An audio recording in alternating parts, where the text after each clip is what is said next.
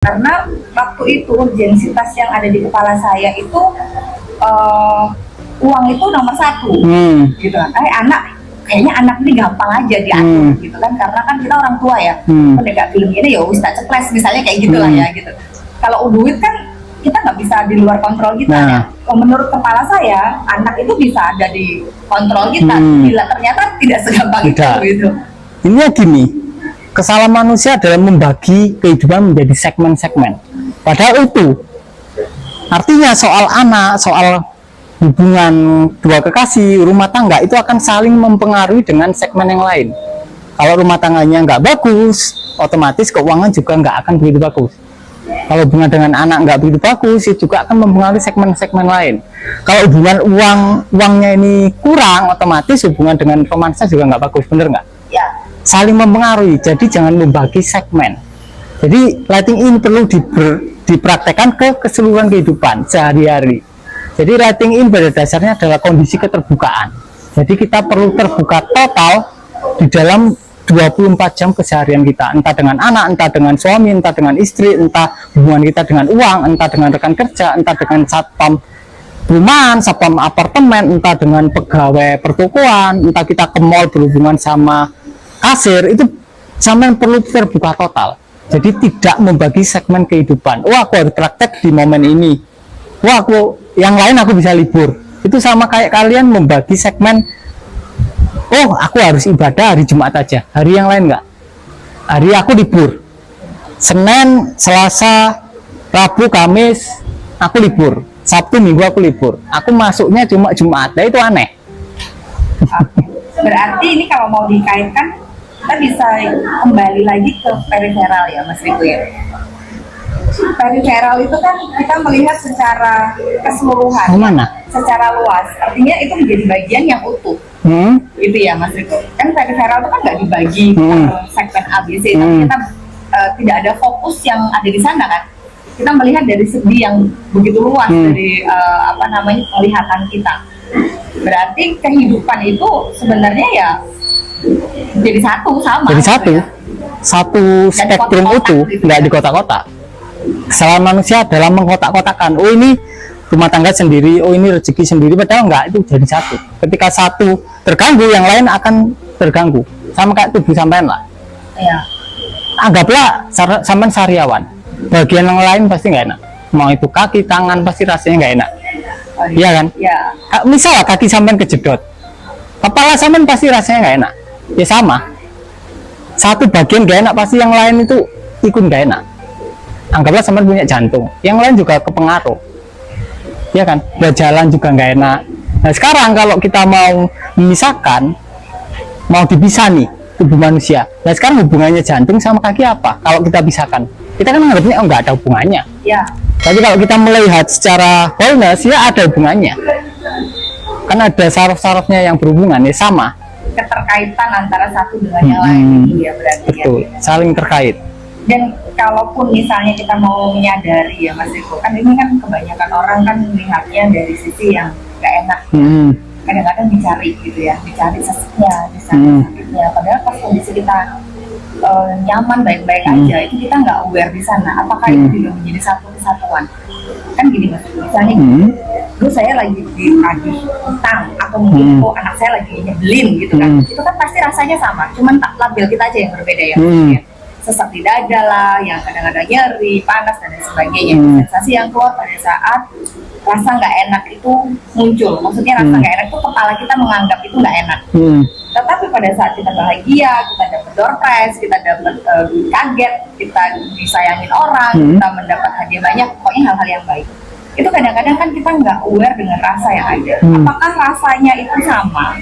Atau rasa berbeda, atau itu menjadi satu kesatuan yang kalau nggak enak itu harus dijadikan enak nih, atau seperti apa? Intinya gini, air itu bisa masuk ke semua media. Jadi label positif negatif itu adalah botol, bentuk botol. Nah, bentuk botol mewakili kepercayaan pusat kita. Kalau misal suatu energi melewati pipa yang bentuknya lonjong, dia akan jadi lonjong. Yang bermasalah apakah airnya atau pipanya? Pipanya. Yang lebih bermasalah adalah penolakan kita. Kalau itu dibiarin lewat kan lewat doang, iya kan? Iya. Kalau dibiarin lewat, lama-lama pipanya hilang. Paradoksnya itu. Oke. Berarti sebenarnya dua ya Mas Riko? Sama aja. Aslinya mau itu rasanya sesek ataupun bahagia, aslinya sama.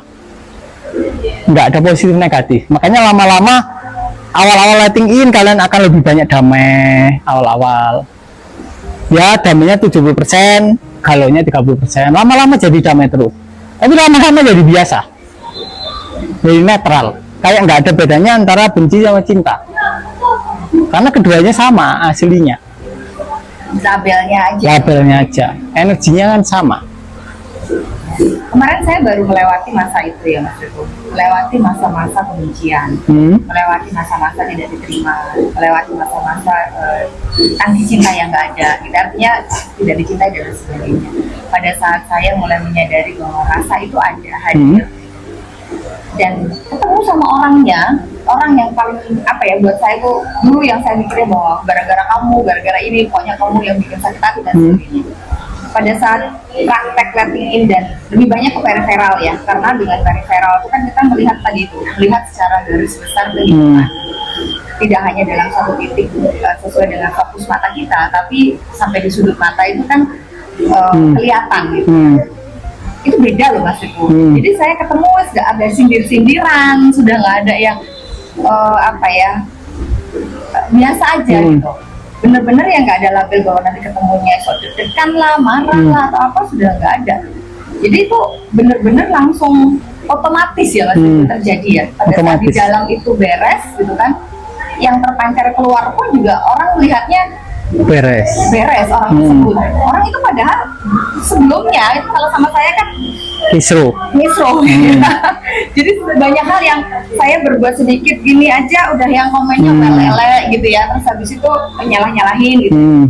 Ternyata pada saat saya belajar dari apa yang Mas Riko sampaikan gitu ya, periferal, saya banyak mengambil waktu sekarang periferal 24 jam itu bisa lebih banyak waktu untuk periferal dan menerima apapun yang ada dan sensasi rasa-rasa yang hadir pada saat nggak enaknya muncul gitu ya. Kemarin saya ketemu sama orangnya baik-baik saja, saya bisa ngobrol gitu ya, bisa foto bersama yang seperti itu. Jadi benar-benar yang di luar itu yang dulu rasanya orang Surabaya bilang nggak PI gitu ya, jadi ternyata enggak gitu, sudah berubah gitu. Yang dulunya saya mikirnya dia bisa berubah karena saya berubah, merubahnya gitu. Ternyata dari kita sendiri yang memancing itu ya Mas Riko. Ya, orang lain sama kayak gini. Misal sampean bercermin, bayangan di cermin tidak akan tersenyum sebelum sampean senyum terlebih dahulu. Iya. Ya kan? Artinya semua kejadian di luar itu adalah cerminannya kondisi batin sampean. Kalau sampean damai ya lingkungan sampean akan damai.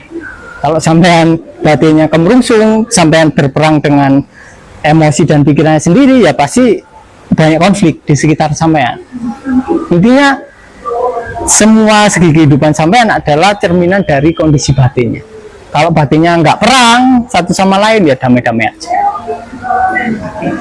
Jadi kesimpulannya adalah batinnya yang harus diberesin dulu. Apapun yang terjadi di luar gitu ya, itu adalah cerminan di kita. Misalnya ada orang yang nyakitin kita, apapun itu yang kata hati kita ngomong nyakitin, itu ternyata kita yang panggil. Kalau istilahnya Mas Riko pada saat itu, kalau botolnya isi kopi, senggol, numpuk, kopinya numpuk, tapi harus habis, jadi senggol kayak apa-apa ya, gak ada apa-apanya gitu ya Mas Riko ya. Itu adalah konklusi, ada kesimpulan yang video sebelumnya. Nah, video yang saat ini hampir sama gitu. Intinya adalah kondisi yang terjadi di batin kita. Tapi tidak harus juga untuk saya mau ini terjadi terus tak ubah kayak gini. Enggak juga begitu kan Mas Riko? Iya, betul. Jadi alam semesta ini ya mengalir begitu saja. Kita tidak perlu mengubah matahari yang terbit dari timur dan tenggelam ke barat itu otomatis kita nggak usah ngatur, nggak usah nyetel, akan terjadi begitu kan Mas Riko. Seperti itu kehidupan berarti ya. Jadi lebih rileks dalam menghadapi hidup, lebih tenang dalam menghadapi apapun itu gitu kan. Karena kita tahu bahwa ujung-ujungnya ya batin yang diberesin gitu ya. Maksudnya mungkin ada tambahan lagi Yap. untuk hasil. Jadi memang yang paling penting adalah menjernihkan batin sampai benar-benar damai. Tapi paradoksnya sebetulnya adalah tidak ada yang perlu dibersihkan karena semuanya adalah ilusi ya. Kita membersihkan kotoran yang tidak ada, bahkan sapunya nggak ada asli.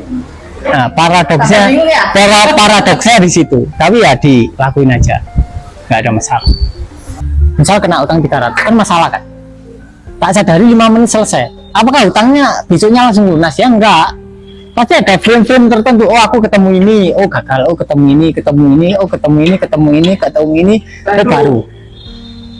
Dan itu prosesnya Kan prosesnya ya enggak ngerti kita. Banyak gitu ya, Kan langsung salah begitu. ya enggak lah, butuh frame tertentu. Itu yang tidak dipahami orang. Oke. Dan dikira kita itu harus apa ya, harus jalannya itu harus benar. Enggak, meskipun jalanmu salah itu pasti arahnya tetap ke situ. Mau jalanmu muter ke sini ya sama, selama disadari. Nah, jadi jangan khawatir ya. Dan khawatir doingnya itu tidak perlu dikhawatirkan, tindakannya nggak perlu dikhawatirkan. Itu yang penting. Penting beingnya, karena beingnya pasti sampai ke situ. Nah, Entah apapun nanti tindakannya nggak penting. oh, ini menjawab Boleh? banyak hal ya teman-teman ya, ini banyak Dan menjawab. dan dari pengalamannya Mas Riko sendiri, Iya. Meskipun misalnya di sini, Gitu ya, ya, itu maksudnya, meskipun aku ditawarin, oh kamu kerja sama aja sama ini, harusnya kalau ini tak terima utangku lunas, tapi tak tolak, kemungkinan ada jalan lain. Kalaupun tak tolak lagi ada jalan lain, tak tolak pun ada jalan lain, jalannya banyak. Meskipun tak tolak lagi ada aja, asal biingnya tepat. Ini kan kasusnya Mas Riko yang nolak nih. Misalnya nih, yang di sini nih, ini saya nih butuhnya ke situ karena ada beberapa hutang gitu ya. Terus habis itu nih ada yang ke sini, udah ketemu yang di sini nih Mas Riko, tapi kok ini nggak terjadi. Jalan lagi ketemu ini nggak terjadi, tapi fokusnya sama. Ini sama. Yang penting fokusnya sama dan disadari kalau ada rasa-rasa itu ya. Jadi tenang aja, dinikmati setiap prosesnya. Contohnya tadi kan Mas Riko, ojo pengurusung cepet-cepet dan beres gitu Iya, ya. sama kayak anu lah. Intinya itu sama kayak tangganya lima arah, tapi tujuannya sama. Mau sampai milik jalur manapun itu sampainya sama lunas.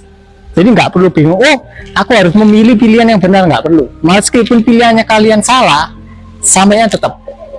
Asal bingnya benar. Oke? Garis bawahi. Asal kalian tidak mundur. Tapi walaupun mundur, kan ada jalan lain. Nah, itu. Jadi kalau mau pergi ke Malang, meskipun mau lewat daerah mana aja, mau naik apa aja, sebenarnya tujuannya ke Malang gitu kan?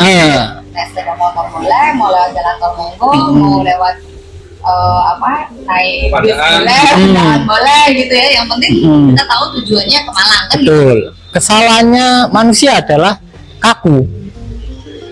Dia ingin solusinya itu dari arah jalan yang satu. Maksa. Padahal yang jalan yang satu itu arahnya buntu.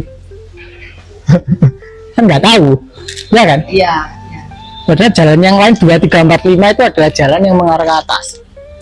Iya. Maksudku tadi kan yang penting kan kita terus berjalan, kita nggak nyerah. Setiap proses yang dihadapin disadari gitu ya. Tadi ada ini Mas Riko tadi nyampaikan mengenai doing itu ngikuti being. Nah ini mungkin ada banyak teman-teman pintu yang bingung. Being itu yang harus seperti apa sih? Kalau doing kan orang pada udah ngerti tindakan yang dikerjakan untuk mencapai hal tersebut. Nah beingnya ini yang harus bagaimana sih? Being atas apa? Being adalah background dari emosi.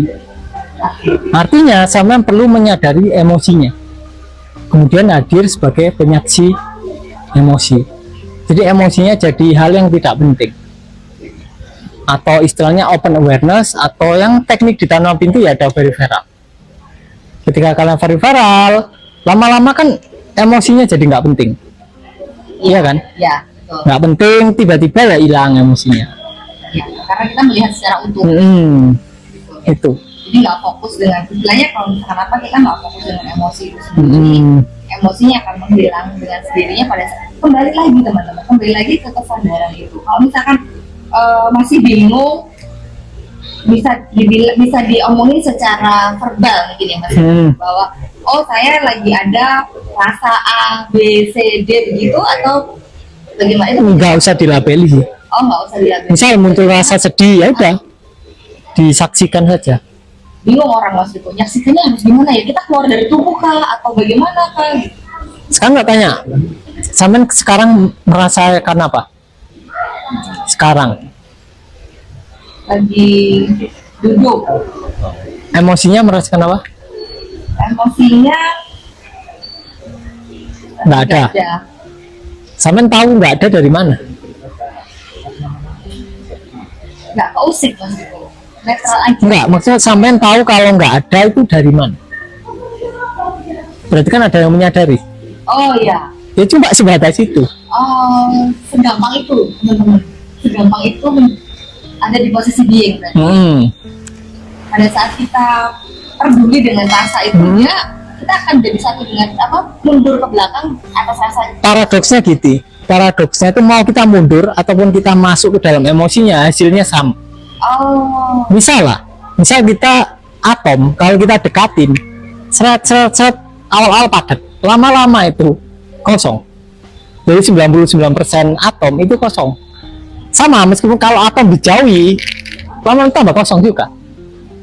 Intinya mau kita saksikan membuat distan dengan objeknya atau kita mendekat ke objeknya hasilnya sama. Enggak ada apa-apa. Yang penting disadari. Jadi begitu kita ada di dalam kesadaran itu sendiri terhadap emosi yang hadir atas apapun peristiwanya. Kalau tadi kita bicara tentang step by step menuju judulnya tadi kan utang lunas ya Mas. Intinya utangnya lunas ya dengan cara apapun yang semesta hadirkan ya dilakoni aja. Kalau misalkan belalahnya itu masih belum tercapai, ada rasa-rasa yang kok suwe ya disadari rasanya kok suwenya, disadari kalau misalkan kita lagi ada kemerungsungnya itu sama ya Mas Riko ya? Sama. Jadi kan ada nih di e-booknya Tanpa Pintu ya, kalau kita tadi bicara being, menyadari setiap emosi yang hadir. Kemudian ada doing, ada doing adalah aktivitas untuk berjalan menuju ke sana. Tapi di e-book itu ada yang kita cuma rebahan. Nah itu doingnya pada saat itu kan cuma nggak ngapa-ngapain, apa after rebahan terus habis itu muncul sesuatu di luar itu dan kita mengerjakan atau bagaimana? Gini, dunia manusia itu adalah hasil reaksi dari emosi dan pikirannya. Oke? Ketika emosi dan pikirannya tidak tersadari, misal dia punya emosi ketidaklayakan, pikiran ketidaklayakan, tidak dia sadari, artinya tindakannya muncul dari ketidaklayakan. Ya. Hasilnya pasti ketidaklayakan. Ya. Yang miskin pasti miskin. Sekarang tak tanya, daripada sampean gerak berdasarkan sponsor ketidaklayakan, mending sampean diem tiduran. Bener nggak? Ya, daripada salah ya. Daripada salah. Oh gini berarti. Arti dari rebahan itu sendiri adalah kita dalam konteks yang kalau misalnya tidak dihadirkan apa-apa sama semesta, kalau triggernya itu berdasarkan dari pembungsung, lebih baik tidak. Gitu ya. Jadi kembali lagi ke landasan pikir atau landasan yang melandasi pekerjaan itu. Kalau ternyata aku butuh ini, nah ada dangnya kan, berarti kan ada indikasi cepat-cepat selesai. Itu biasanya justru malah berantakan. Itu yang saya alami ya. Pemberungsungnya kayaknya aku harus bisnis ini supaya ini cepat selesai. Padahal sebenarnya tadi sama seperti yang Mas Riko sampaikan tadi. Biarpun itu ke arah yang berbeda, biarpun itu keputusan yang salah sekalipun, kalau kepala rasa yang kita wujudkan tadi harus lunas ya itu udah pasti lunas gitu ya. Yang penting rasa emosi beingnya tadi itu disadari terus-menerus. Setiap kali muncul kemerungsung, setiap kali muncul rasa yang nggak enak, setiap kali muncul ingin cepat-cepat terjadi, disadari setiap rasa yang disadari dari step-stepnya. Dan kenapa kok pertanyaan rebani sangat sering ditanyakan oleh orang? Why? Iya, kok enak? Hampir 90% pembaca buku itu bertanya, apa ya rebahan? Kenapa mereka bertanya seperti itu? Apakah fisik rebahan beneran atau pikirnya? Enggak, maksudnya kenapa hal seperti itu dipertanyakan? Why? Karena orang-orang mikirnya gini Mas Iko, enak banget istilah lapo-lapo. Enggak, why mereka bertanya, why mereka kenapa nggak yakin kalau rebahan bisa mendatangkan uang? Kenapa? Why? Berarti kan ada belief pusat di situ kan? Oh iya. Beliefnya pasti ngomong kalau aku mau dapat uang, aku harus Ada. melakukan tindakan tertentu, Iya. iya kan? Yang dalam tanda petik tindakan-tindakan itu kan diartikan dengan kerja. Padahal banyak juga orang rebahan uangnya banyak. Iya. Kenapa kita tidak menjadi seperti itu? Why? Ya karena ada core belief itu yang sengaja kita atau tidak sengaja kita ya gini, yang membatasi yang kita sendiri bahwa apapun itu selama sebenarnya kuncinya berarti cuma di kesadaran aja ya? Intinya di kesadaran. Nanti jalannya banyak, bebas jalannya. Mau kalian tetap rebahan, mau kalian kerja, mau kalian jadi pelukis, nanti hasilnya sama aja.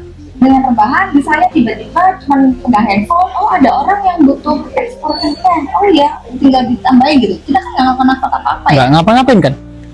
ya kan cuma bantal disandarin, kepala disandarin sambil pegang handphone gitu, oh ada terjadi transaksi, kenapa enggak gitu? Tapi bagi orang-orang itu nggak seru. Nggak ada kerja keras yang bisa diceritakan. Intinya itu. Nggak usah jadi motivasi, oh kalau saya itu kayaknya jadi motivasi yang lebih enak gitu ya, kerjaan itu ya. Tapi kebanyakan orang itu kayak mereka itu ingin cerita mereka kaya gara-gara kerja keras mereka.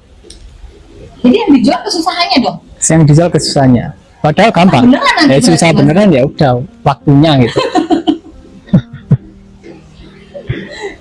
itu hal-hal yang sering terjadi Mas. Itu hal yang sering terjadi dan itu hal-hal itu bukan sering terjadi di luar sana ya, tapi itu yang kita alami gitu, yang kita alami dalam proses itu.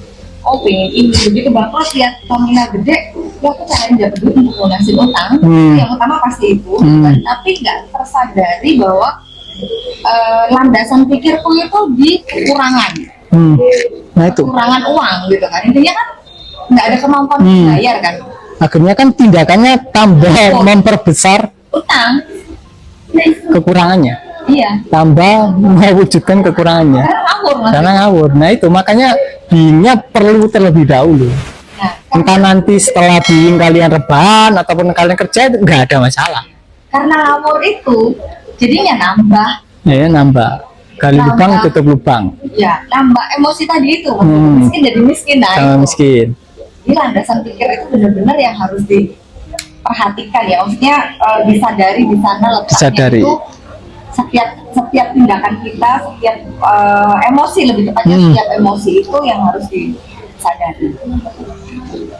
Jadi apa namanya, gampang loh teman-teman saya ngetok juga ya, tapi angel di praktek loh. Sebenarnya nggak angel. Pada saat kita sering ada di kesadaran, sering latihan kayak peripheral kita, lebih tepatnya latihan peripheral. Kalau buat saya latihan peripheral itu membantu sekali. Saya sering baca buku tanpa pintu, sering dibaca itu.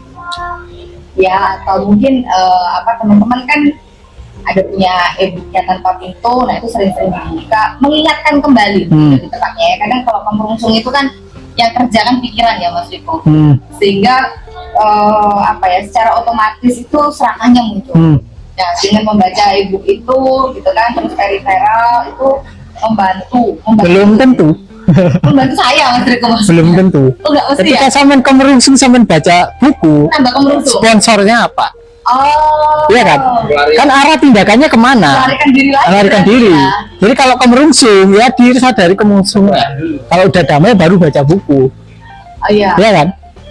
Nah itu biasanya orang-orang keliru. Jadi kebanyakan tuh member tanpa pintu itu udah bener prakteknya. Hanya tinggal satu pelarian yang belum disadari, yaitu ketika malam videoku diulang-ulang. Karena mereka nggak bisa tidur. Banyak itu, nggak satu dua orang. Itu berarti Mas Riko. Ya karena rasanya ketika malam gelap kan rasanya mulai muncul kan. Dikit, padahal tinggal dikit, paling ya tinggal 20%. Tapi dikiranya nonton videoku itu bukan lari, padahal ya lari. Karena nonton video Mas Riko itu berharap dapat pencerahan lagi gitu ya. terus diingatkan lagi gitu ya. Padahal itu bentuk pelarian ya, tricky juga ya Mas Riki. Tricky. Ya. Dan video yang ditonton itu bukan video baru, video lama, dan sudah dia tonton 4-5 kali, udah banyak kali dia tonton tapi terus diulang. Oh, oke. Itu mungkin lebih ini ya, untuk lebih detailnya apa kita ketemu lagi di video selanjutnya. Kita bahas masalah keberlimpahan gitu ya. Dan video-video sebelumnya kan ngomongin soal bisnis, soal bagaimana menjadi berlimpah. Cuman berlimpah ini kan banyak sekali hal-hal yang di luar sana. Mungkin teman-teman juga akan berpikir bahwa berlimpah itu diidentifikasi dengan nominal tertentu, gitu. Nah, kalau buat pengalaman saya yang kemarin-kemarin dari hasil pembelajaran yang saya terima dari Mas Iko, yang saya praktekkan, gitu kan, keberlimpahan itu sendiri adalah pada saat kita penuh dengan rasa syukur, menerima apa adanya setiap hal yang ada. Meskipun teman-teman pada saat ini kondisi yang terjadi dalam kehidupan saya itu belum seperti apa yang ada di kepala saya. Bisnis yang jalannya yang jet langsung naik gitu ya, dengan kondisi keuangan yang bermiliar-miliar, belum sampai seperti itu. Jadi apa sih menurut pandangan Mas Riko sendiri mengenai keberlimpahan? Kalau buat saya tadi kan itu ya, jadi buat saya adalah berlimpah saat ini, saya bersyukur dengan kondisi, saya bisa makan makanan enak, hati saya damai gitu ya, kebutuhan tertentu itu bisa tercukupi gitu ya.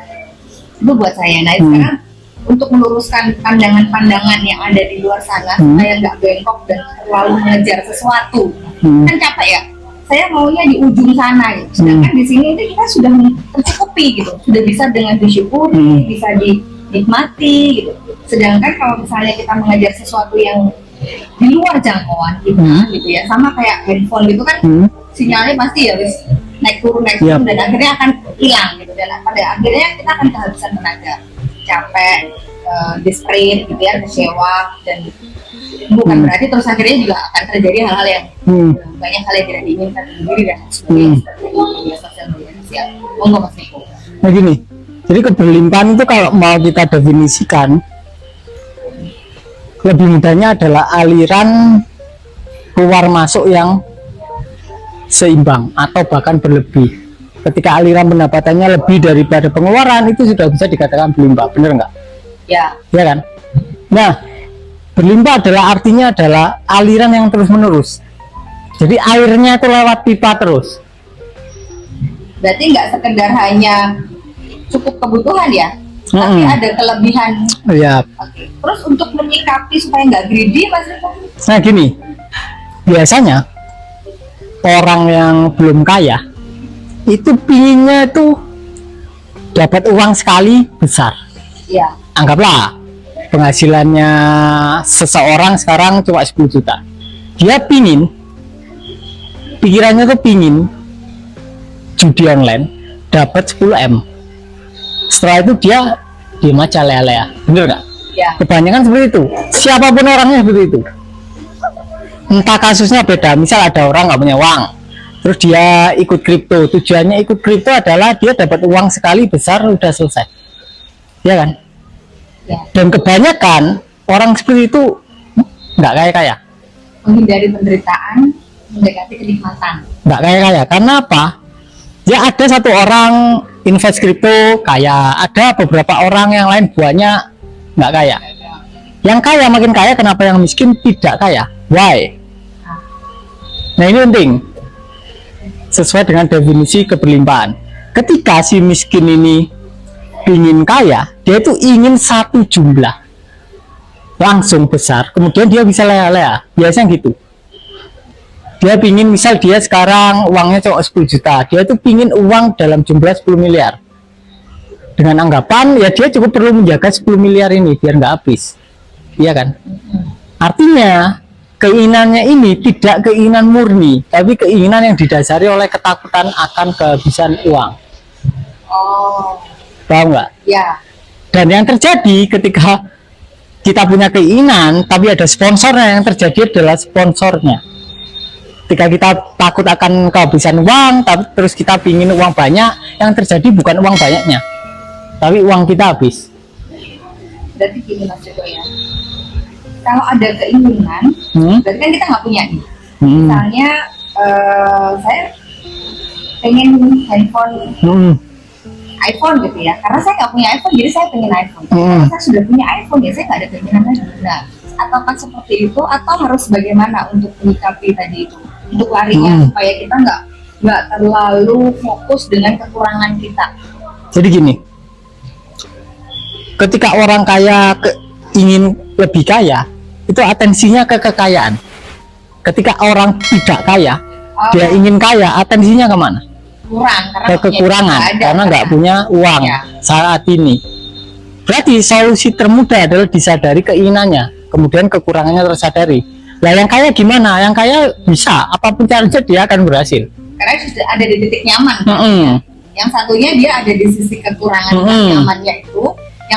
Yang satunya ada, sponsornya nggak ada. Ya, dia ingin kaya ya dia ingin kaya. Yang satu kan dia ingin kaya karena dia sekarang kekurangan. Yang satu dia ingin kaya ya karena dia sudah kaya. Ya dia nambah kaya. Tinggal nambah. Yang satunya butuh kaya. Ya gagal, pasti kebanyakan gagal. Ya, untuk ke arah sini Mas kan yang sudah kaya kita di skip lah, nggak mau sudah kaya. Ini kita dari yang belum kaya. Dan saya dari bangkrut gitu kan bertahap nih Mas Iko. Tapi tadi yang seperti Mas Iko bilang pengennya langsung tinggi gitu. Nah, nggak mau dengan prosesnya. Meskipun dengan ada prosesnya seperti yang saya sampaikan sebelumnya, kadang mau ke arah sini aja turun lagi. Berarti ujung-ujungnya tetap dasarnya tadi ya, sponsornya melandasi keinginan itu sendiri. Ya berarti. Ketika sponsornya tersadari, terus sponsornya lenyap, sampean akan naik perlahan tapi pasti. Sampean tahu kayak kisahnya Rhonda Byrne yang nulis The Secret? Iya. Ya kan? Kisahnya gimana? Kisahnya kan dia gagal, bangkrut ya kalau nggak salah ya. Bangkrut, dia sampai tidur di jalanan kalau nggak salah. Dia tidur di jalanan, bawa koper. Dia kan mengalami malam kegelapan jiwa. Dia terima total sampai akhirnya pikirannya perlahan-lahan semakin positif, emosinya semakin positif, baru dia tiba-tiba kayanya pelan, terus lama-lama boom. Berarti dari kemudian berarti nerusin itu ya, diterima apa adanya. Ya itu yang harus kita lakukan. Tapi kebanyakan orang meniru tekniknya Rhonda Byrne. Yang ditiru adalah berpikir positifnya dan berpikir emosi positifnya dan merasakan emosi positif. Padahal pikiran positif dan emosi positif adalah efek, bukan penyebab. Dia adalah efek yang terjadi karena yang negatif sudah diterima saat dia nenteng-nenteng koper di jalanan. Itu yang tidak banyak pahami oleh orang. Tapi kalau orang udah kaya, dia tinggal praktek yang berpikiran positif, selesai. Lebih mudah. Tapi yang miskin gimana? Backfire, snap back. Kita semakin berpikir kaya, semakin kita merasa miskin, tambah miskin. Ada teori yang ini Mas, Neville Goddard ya. Itu kan kita memaksakan pikiran kita untuk mencapai sesuatu. Sedangkan ujungnya bukan di situ gitu. Ujungnya itu adalah di rasa yang di dalam kan gitu. Kalau misalnya yang terpancar oleh semesta adalah rasa kekurangan, otomatis itu yang terjadi. Itu berarti maksudnya. Nah, inti dari ajaran Neville Goddard kan membawa emosi yang ada di masa depan ke masa kini. Masalahnya orang yang punya utang bisa nggak bawa emosi yang lunas utang ke saat ini? Susah, kecuali dia menyadari emosi ketakutan akan hutang itu. Emosi tidak layak, baru pelan-pelan ke bawah emosinya jadi lebih baik. Itu lebih mudah daripada sampean harus berusaha membawa yang di depan ke belakang. Ya, jadi kalau teman-teman ya yang gimana sih caranya supaya cepat kaya, berlimpah dan lain sebagainya, pakai teori ABCD dan sebagainya, itu kan supaya cepat kaya pakai LOA lah, pakai apa yang menempatkan sesuatu yang ada di depan untuk mencari di saat ini. Kalau rasanya itu nggak sinkron, ya nggak dapet gitu kan, kuncinya berarti Mas Riko. Bukan nggak dapet, tambah parah miskinnya. Tambah parah teman-teman. Snapback kan? Misal sampai merasa nggak layak, sampai maksain oh aku kaya.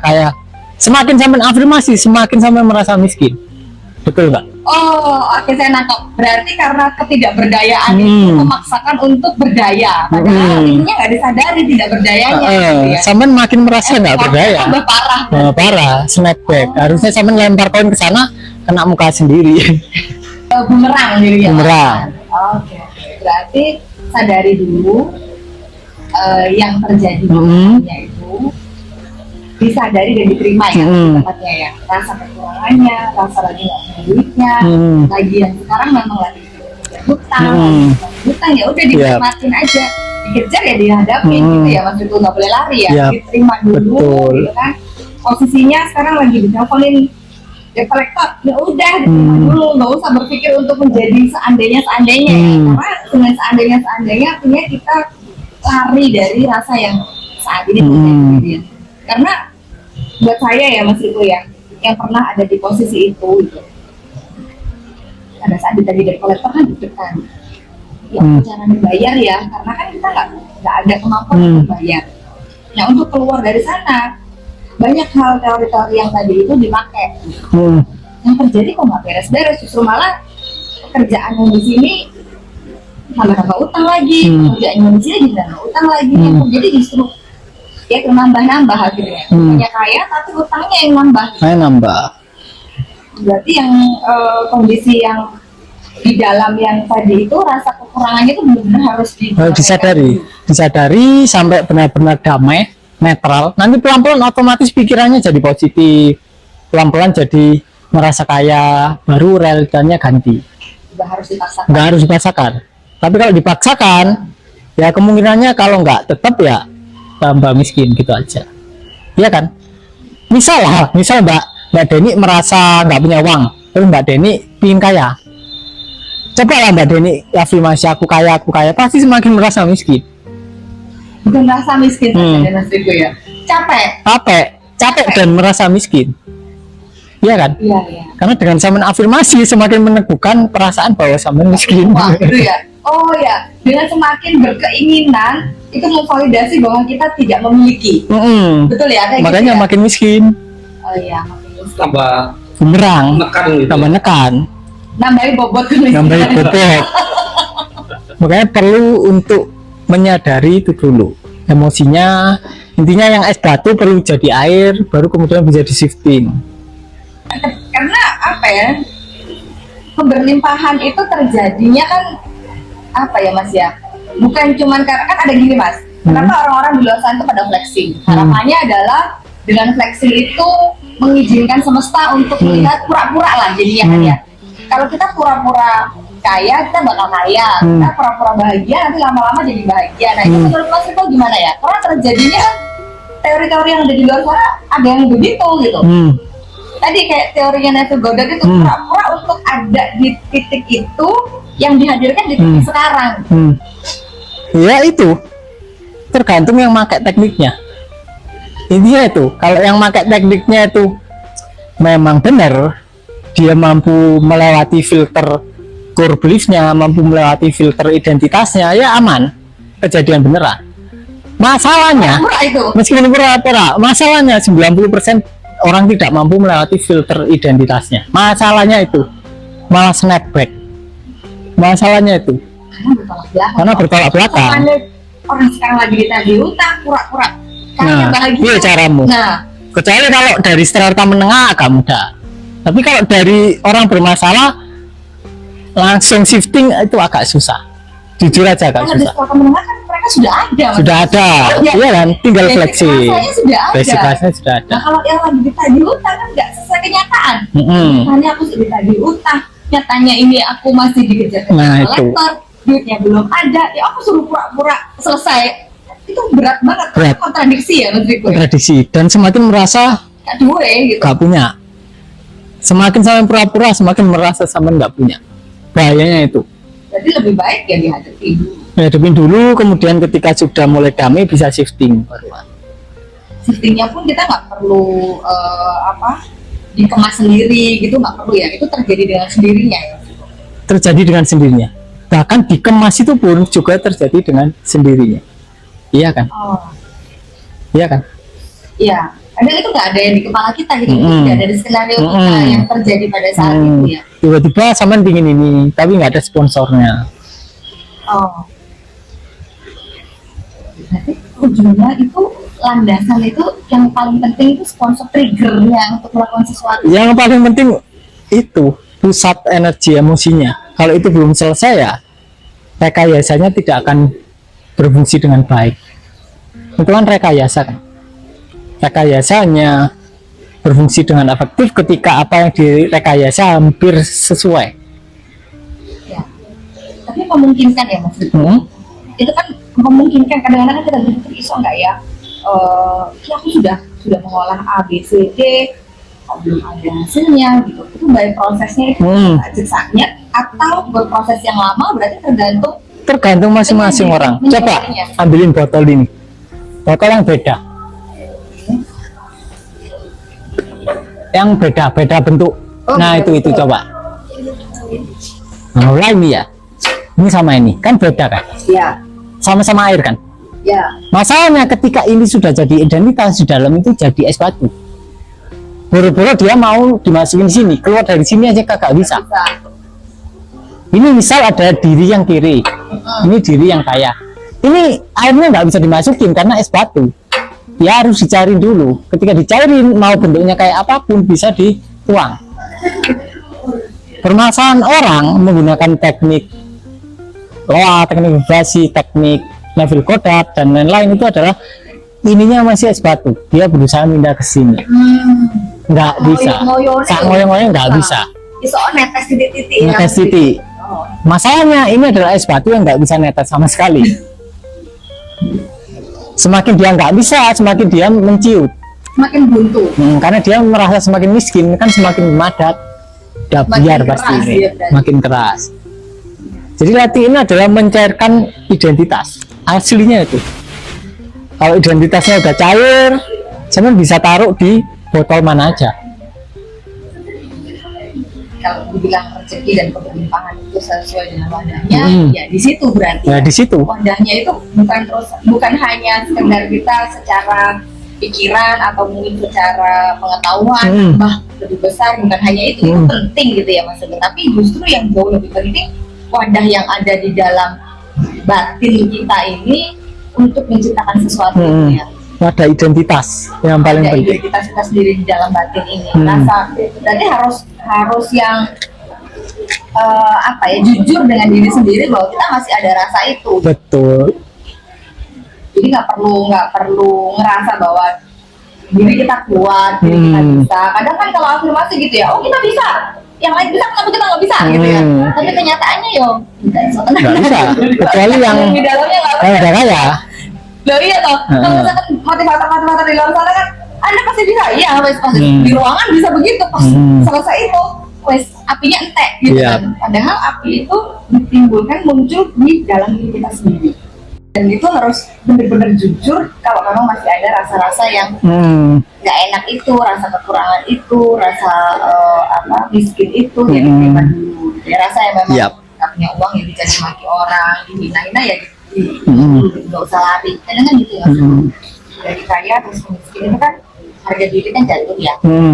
Jadi kan kita ngerasa bahwa ngajar gitu ya, terus itu kita ingin ada di dalam hati yang aku harus kaya, aku harus berlimpah, ya. Validasi. Nah itu yang gimana kalau misalkan kayak begitu? Tetap nggak bisa ya Mas? Tetap nggak bisa. Ya pasti roller coaster. Naik turun dan bisa turunnya tajam. Oh, bisa sesaat terus kemudian langsung gitu. Teman-teman pernah ada di dalam kehidupan yang seperti yang barusan kita bicarakan bahwa kok tiba-tiba bisa saya tinggi banget, terus habis itu tiba-tiba kok terjunnya malah kayak terjun payung gitu ya, yaitu bisa jujur di dalam diri, ambil waktu untuk jujur gitu. Apa sih yang mendasari itu? Karena kondisi di luar itu yang mengingatkan kita tentang rasa yang ada di dalam gitu, yang kita bisa bereskan gitu. Kalau itu sudah beres ya otomatis yang di luar beres seperti yang tadi disampaikan. Betul. Jadi keberlimpahan ujung-ujungnya adalah di dalam. Nggak ada yang salah dengan keinginan untuk jadi miliarder, triliuner atau dan sebagainya.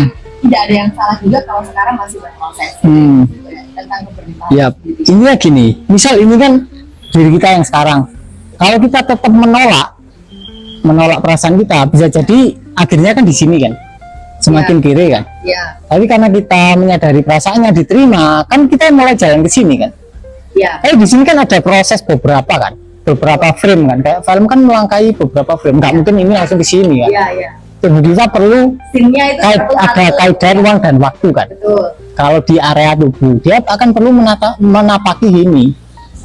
Step by step. Saya sini. Kalau ini kan gini, ya tetap ini kan gini, tambah kecil. Kalau ini kan berproses. Kebiasaannya orang ketika dia masih di sini, nggak sabar. Dia masih melihat beberapa kesialan di sini. Misalnya di sini kesialannya 100%, di sini mulai turun udah tinggal 70%. Jadi kan 30% udah apresiasi kan. Kebiasaan orang ketika sudah 30% apresiasi, sedangkan 70% kesialan, yang lebih dilihat adalah kesialannya. Kok nggak selesai sih gitu. Itu terjadi di saya, Mas. Nah itu. Nggak sadar. Ya harus disadari ketidaksabarannya. Jadi setiap proses itu disadari apa yang muncul ya. Karena tubuh kita berproses. Oke. Perlu beberapa frame kan buat sampai ke sini. Ya. Dan itu hukum alam memang. Oke. Kan gini ya Mas Riko. Untuk menuju ke sini itu kan pasti ada kegiatan-kegiatan yang kita dipertemukan dengan A, B, C, D. Bahkan mungkin tadi kayak Mas Riko sampaikan, ini kan ada proses-proses melalui step by stepnya. Ada di titik tertentu yang nih customer ini udah oke, udah datang, udah ini, tapi kok gak global ya gitu. Apa ini memang kesialan buat aku? Kan ada muncul yang seperti itu yang terus akhirnya menarik mundur lagi gitu loh. Biar gak mundur lagi. Nah ini kalau biar gak mundur lagi kan tadi udah diceritain. Ya disadari aja. Sadari, anggap batu loncatan. Anggap batu loncatan. Iya kan? Ya. Jadi sabar ya teman-teman, sabar menunggu. Sabar bukan melewati melalui kan itu kan. Ya, melewati toh ya, melalui proses melewati. Ya kita harus enjoy dari saat ke saat. Nah, enjoy. Iya kan? Dinikmati. Ininya faith adalah paling penting. Kepercayaan, keyakinan ya kan. Keyakinannya tetap gitu ya. Pada saat proses-proses ini dilalahnya di tengah-tengah tiba-tiba ngelopro, apa yang ngelopro itu ya.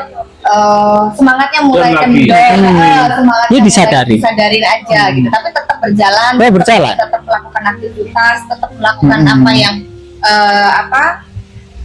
fokusnya ke pekerjaan itu tetap dilakukan. Misal kena utang 300 kan masalah kan. Tak sadari 5 menit selesai. Apakah utangnya besoknya langsung lunas? Ya enggak. Pasti ada frame-frame tertentu. Oh aku ketemu ini, oh gagal, oh ketemu ini, oh ketemu ini, baru. Dan itu prosesnya. Kan prosesnya ya enggak ngerti kita. Gitu ya. Kan langsung salah begitu. Ya enggak lah. Butuh frame tertentu. Itu yang tidak dipahami orang.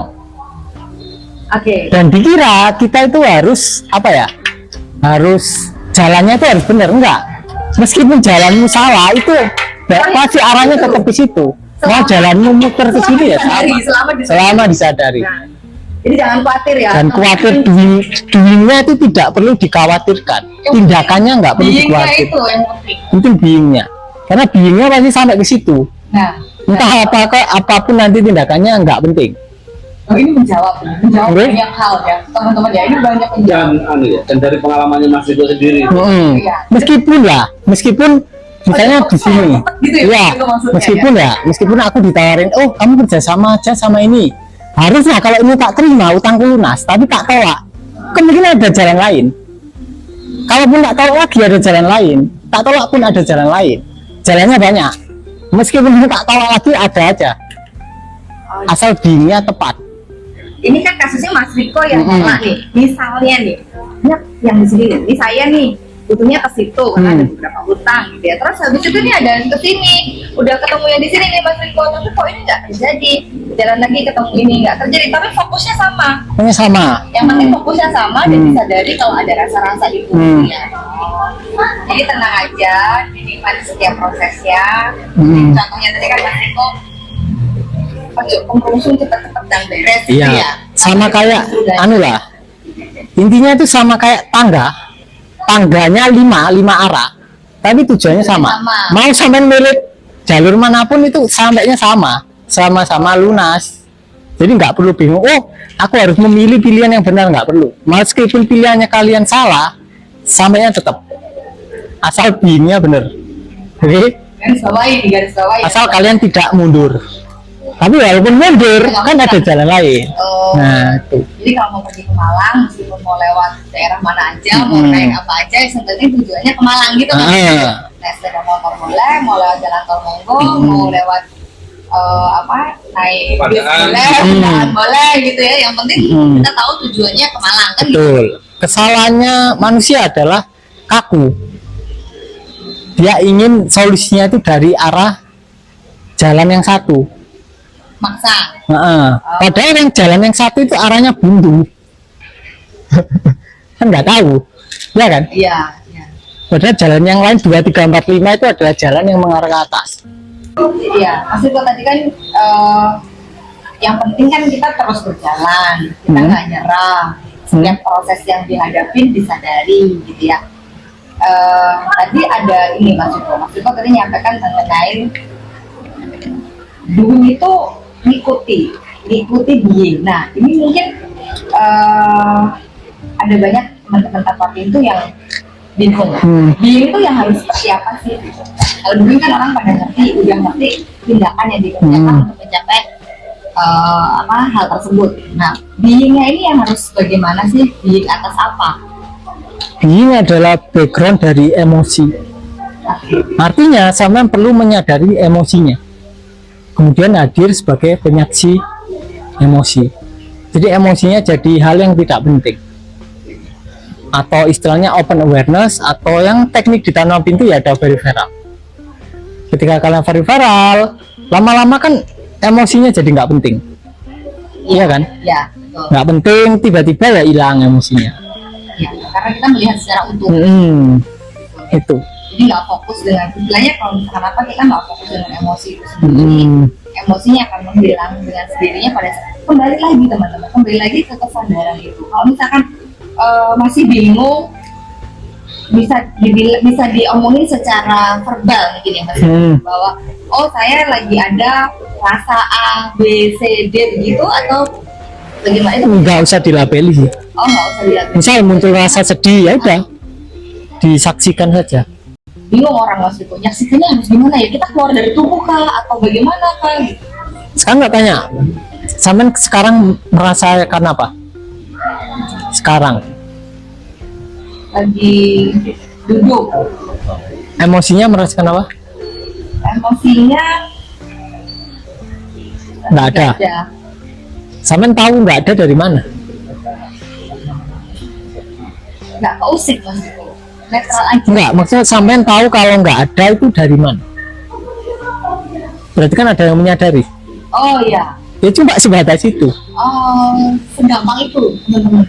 Segampang itu ada di posisi being. Pada saat kita peduli dengan rasa itu ya, kita akan jadi satu dengan mundur ke belakang atas rasa. Paradoksnya gitu. Paradoksnya itu mau kita mundur ataupun kita masuk ke dalam emosinya hasilnya sama. Oh. Misal kita atom, kalau kita dekatin seret awal-awal padat, lama-lama itu kosong. Jadi 99% atom itu kosong. Sama meskipun kalau atom dijauhi, lama-lama tambah kosong juga. Intinya mau kita saksikan membuat distance dengan objeknya atau kita mendekat ke objeknya hasilnya sama. Enggak ada apa-apa. Yang penting disadari. Jadi begitu kita ada di dalam kesadaran itu sendiri terhadap emosi yang hadir atas apapun peristiwanya. Kalau tadi kita bicara tentang step by step menuju ujungnya tadi kan utang lunas ya Mas. Intinya utangnya lunas ya dengan cara apapun yang semesta hadirkan ya dilakoni aja. Kalau misalkan belalahnya itu masih belum tercapai, ada rasa-rasa yang kok suwe ya disadari rasanya kok suwenya, disadari kalau misalkan kita lagi ada kemerungsungnya itu sama ya Mas Riko ya? Sama. Jadi kan ada nih di e-booknya Tanpa Pintu ya Mas Riko, kalau kita tadi bicara being, menyadari setiap emosi yang hadir. Kemudian ada doing, ada doing adalah aktivitas untuk berjalan menuju Tapi di e-book itu ada yang kita cuma rebahan. Nah itu doingnya pada saat itu kan cuma nggak ngapa-ngapain. Apa after rebahan terus habis itu muncul sesuatu di luar itu dan kita mengerjakan atau bagaimana? Gini, dunia manusia itu adalah hasil reaksi dari emosi dan pikirannya. Oke? Ketika emosi dan pikirannya tidak tersadari, misal dia punya emosi ketidaklayakan, pikiran ketidaklayakan, tidak dia sadari, artinya tindakannya muncul dari ketidaklayakan. Ya. Hasilnya pasti ketidaklayakan. Ya. Yang miskin pasti yang miskin. Sekarang tak tanya, daripada sampean gerak berdasarkan sponsor ketidaklayakan, mending sampean diem tiduran. Bener nggak? Ya, daripada salah ya. Daripada salah. Oh gini berarti arti dari rebahan itu sendiri adalah kita dalam konteks yang kalau misalnya tidak dihadirkan apa-apa sama semesta, kalau triggernya itu berdasarkan dari pembungsung, lebih baik tidak. Gitu ya. Jadi kembali lagi ke landasan pikir atau landasan yang melandasi pekerjaan itu. Kalau ternyata aku kudu ini, nah ada indikasi cepat-cepat selesai. Itu biasanya justru malah berantakan gitu. Itu yang saya alami ya. Pemberungsungnya kayaknya aku harus bisnis ini supaya ini cepat selesai. Padahal sebenarnya tadi sama seperti yang Mas Riko sampaikan tadi. Biarpun itu ke arah yang berbeda, biarpun itu keputusan yang salah sekalipun, kalau kepala rasa yang kita wujudkan tadi harus lunas ya, itu udah pasti lunas gitu ya. Yang penting rasa emosi beingnya tadi itu disadari terus menerus. Setiap kali muncul kemerungsung, setiap kali muncul rasa yang nggak enak, setiap kali muncul ingin cepat-cepat terjadi, disadari setiap rasa yang dari step-stepnya itu. Dan kenapa kok pertanyaan rebani sangat sering ditanyakan oleh orang? Why? Iya, kok enak rebahan. Hampir 90% pembaca buku itu bertanya, apa ya rebahan?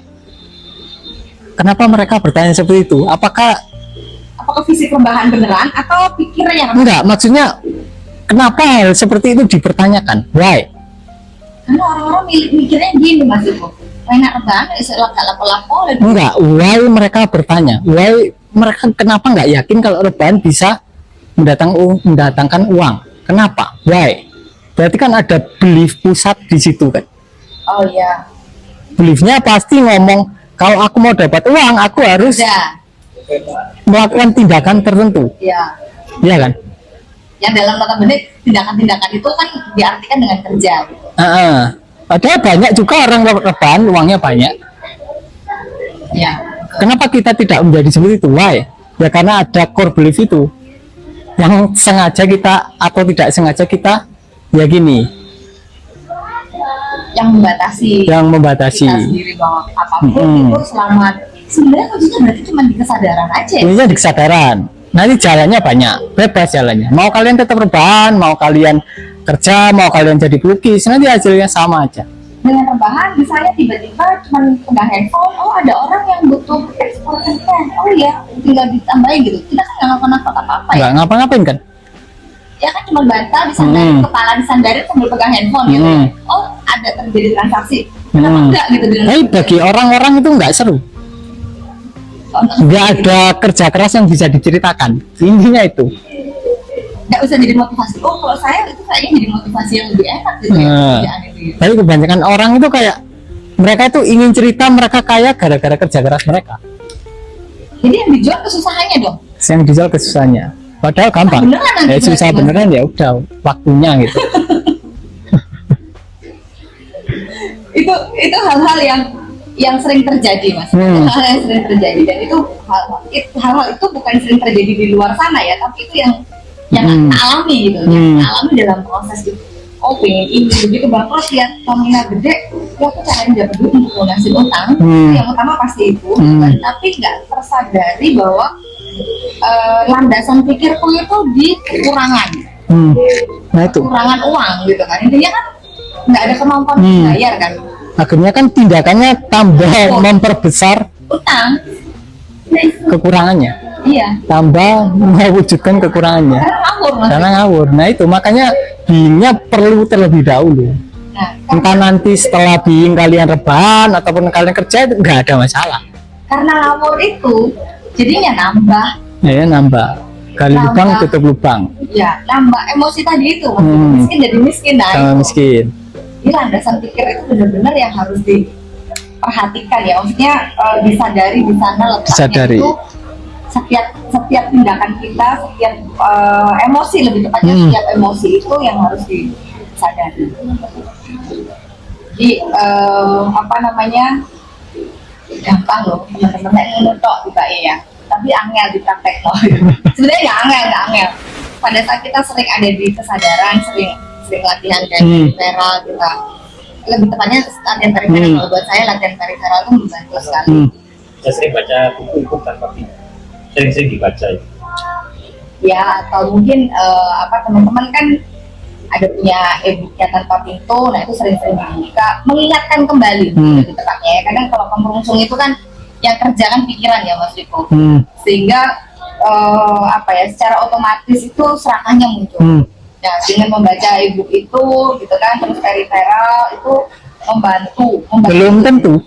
membantu saya Mas Riko. Belum tentu. Oh, nggak mesti Ketika ya? sampean kemerungsung sampean baca buku, Tambah kemerungsung. sponsornya apa? Oh. Iya kan? Kan arah tindakannya kemana? Melarikan diri lagi. Melarikan berarti diri. ya. Jadi kalau kemerungsung ya disadari kemerungsungnya. Kalau udah damai baru baca buku. Oh iya. Iya kan? Nah itu biasanya orang-orang keliru. Jadi kebanyakan itu member tanpa pintu itu udah bener prakteknya. Hanya tinggal satu pelarian yang belum disadari, yaitu ketika malam videoku diulang-ulang. Karena mereka nggak bisa tidur. Banyak itu, nggak satu dua orang. Oh, itu berarti Mas Riko. Ya karena rasanya ketika malam gelap kan rasanya mulai muncul kan. Dikit, padahal tinggal dikit, paling ya tinggal 20%. Tapi dikiranya nonton videoku itu bukan lari, padahal ya lari. Karena nonton video Mas Riko itu berharap dapat pencerahan lagi gitu ya, terus diingatkan lagi gitu ya, padahal itu bentuk pelarian ya, tricky juga ya Mas Riko. Tricky. Mas Riko ya. Dan video yang ditonton itu bukan video baru, video lama, dan sudah dia tonton 4-5 kali, udah banyak kali dia tonton tapi terus diulang. Oh, oke, itu mungkin lebih ini ya, untuk lebih detailnya apa kita ketemu lagi di video selanjutnya.